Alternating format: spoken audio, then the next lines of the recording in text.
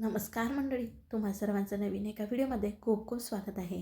आता तुम्ही थंबनेलला तर पाहिलाच, ही माठाची भाजी आणि आपण बेसन पिठापासून अगदी कुरकुरीत अशी रेसिपी करणार आहोत. आता ही नेमकी काय असेल पाहण्यासाठी व्हिडिओ मात्र कुठे स्किप न करता शेवटपर्यंत पहा. चला तर वेळ न करता आजच्या व्हिडिओला सुरुवात करूया. सुरुवातीला बघा, आपण इथं घेतलेली आहे माठाची भाजी, एक जोडा इतका घेतलेला आहे. आता हा जो माठ आहे तो लाल माठ आहे.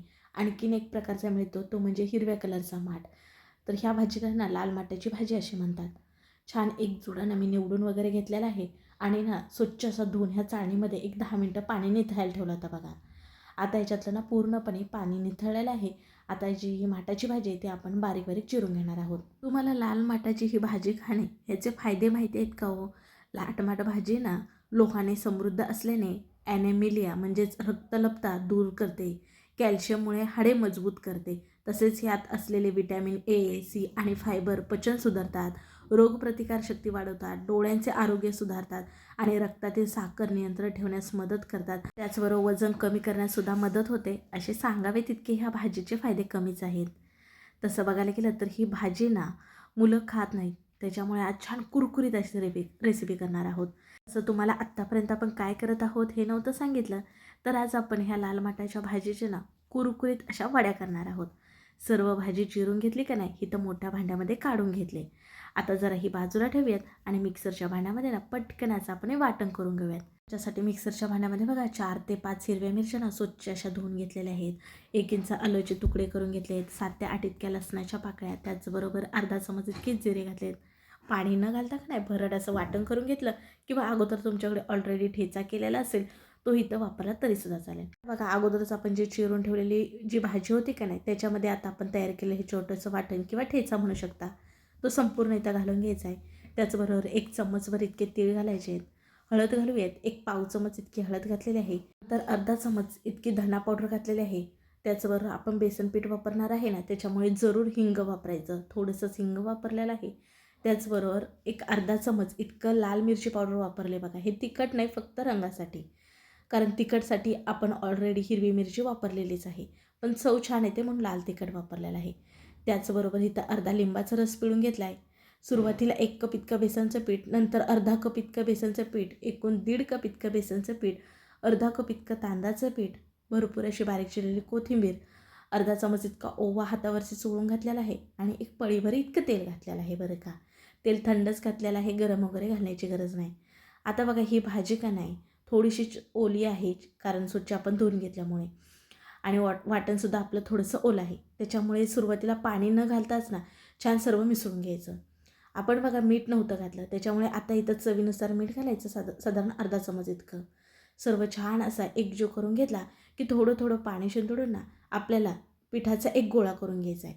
बघा, इथं व्हिडिओमध्ये दिसत असेल तुम्हाला. तांदळाचं पीठ वापरल्यामुळे ह्या वड्या छान कुरकुरीत होतात. लिंबाचा रस वापरल्यामुळे ह्याला चव छान येते. अगदी आमचूर पावडरसुद्धा वापरू शकता तुम्ही बरे का.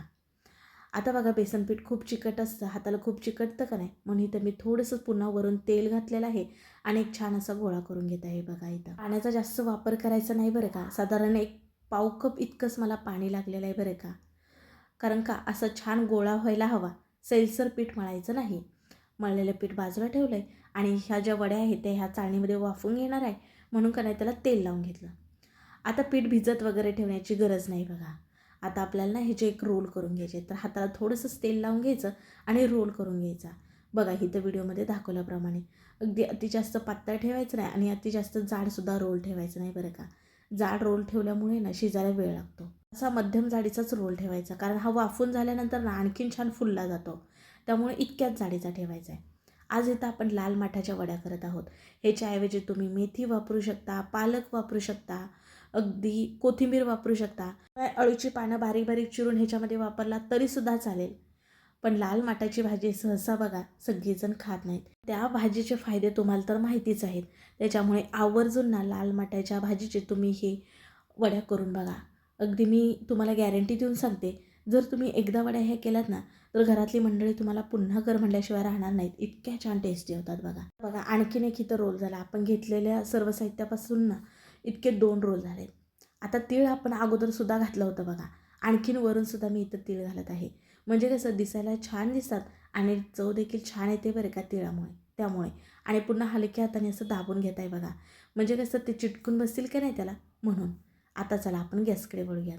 तर गॅसवरती बघा मी कढईमध्ये अगोदरच पाणी उकळायला ठेवलं आहे, त्याच्यामध्ये लिंबाची फोड टाकले आणि ना ही चाळण अशी वर नेऊन ठेवायची.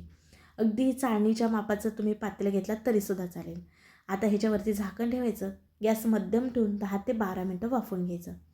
आता इथं 12 मिनटांचा पाहत आहे मी, बघा रोल अगोदरपेक्षा छान फुलून वर आलेत बघा.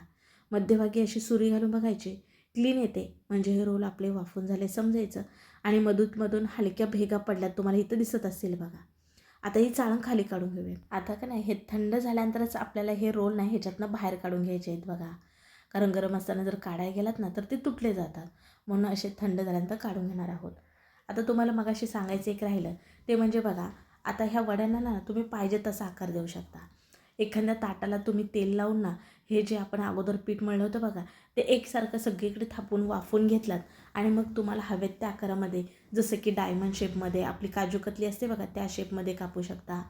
अगदी चौकोनी वड्या कापून घेऊ शकता. आता इथे मी रोल केलेत, त्याच्यामुळे हा जरा बघा अर्धा गोलाकार असा वड्यांना आकार येत आहे. आता बघा ह्या वड्यांना कापून घ्यायच्यात आपल्याला. तुम्हाला जितक्या जाड पातळ हव्यात त्यानुसार कापू शकता. मी जरा इथं पातळ कापल्यात. वड्या पातळ कापल्या ना तर छान कुरकुरीत होतात बघा आणि त्या आतपर्यंत तळल्या जातात. जरा वड्या जाड असतील ना तर थोड्याशा मऊ राहतात, त्याच्यामुळे पातळ वड्या कापायच्या बघा, म्हणजे त्या लवकरसुद्धा तळल्या जातात आणि छान कुरकुरीत लागतात बरे का. आता जे दोन्ही रोल होते ना ते मी कापून घेतलेत बघा. आता काही इथं मी सर्व वड्या ह्या तळणार नाहीत, थोड्याशाच तळणार आहे. बाकीच्या वड्या बघा अशा प्रकारे ना ह्या डब्यामध्ये भरून ठेवत आहे, म्हणजे ना ह्या अगदी आठवडाभर खराब होत नाहीत. फक्त ज्यावेळेस आपल्याला ह्या वड्या खायच्या त्यावेळेस का नाही फ्रीजच्या बाहेर अगोदर एक 10 ते 15 मिनटं काढून घ्यायच्या आणि मग फ्राय करायच्या. अगदी छान कुरकुरीत होतात. आठवडाभर ह्या वड्या बिलकुल पण खराब होत नाहीत बघा. अगदी तुम्ही तेलकट जर खात नसाल, ही वडी ऑलरेडी वाफवलेली आहे, तुम्ही अशी जरी खाल्लात तरीसुद्धा खायला छानच लागते. पण आणखीन आपण चवीला मस्त कुरकुरीत लागावी ह्याच्यासाठी थोड्याशा फ्राय करून घेणार आहोत.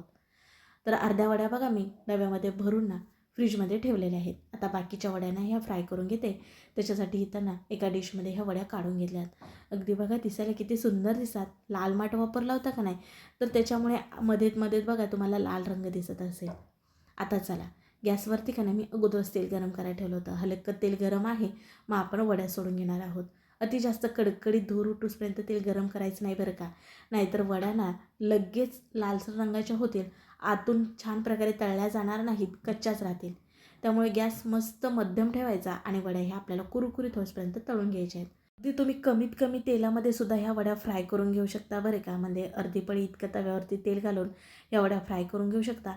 किंवा तुम्हाला अजिबात तेल आवडतच नसेल, मग तुम्ही काय नाही थोडंसंच तेल, जिरं, मोहरी, तीळ, कढीपत्ता ह्याची फोडणी आणि मग ह्या वड्या घालून ना फ्राय करून नाश्ता म्हणून तुम्ही खाऊ शकता. त्यासुद्धा खायला खूप छान टेस्टी लागतात.